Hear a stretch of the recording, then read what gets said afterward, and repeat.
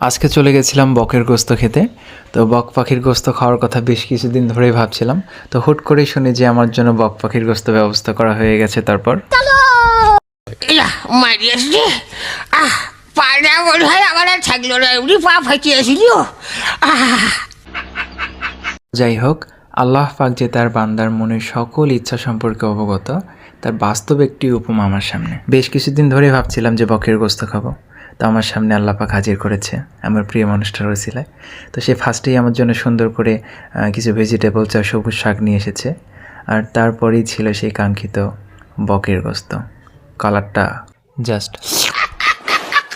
তো যাই হোক, আমি আর এক মুহূর্ত দেরি না করে সব কিছু গুটিয়ে নিই এবং চলে আসি খাবার টেবিলে। তো কালারটা জাস্ট অসাধারণ ছিল। আমার লাইফে এটাই ছিল ফার্স্ট টাইম বক পাখির গোস্ত দিয়ে ভাত খাওয়া। তো আমি প্রথমেই কিছু গোস্ত আমার প্লেটে তুলে নিই এবং অল্প একটু ঝোল দিয়ে মাখিয়ে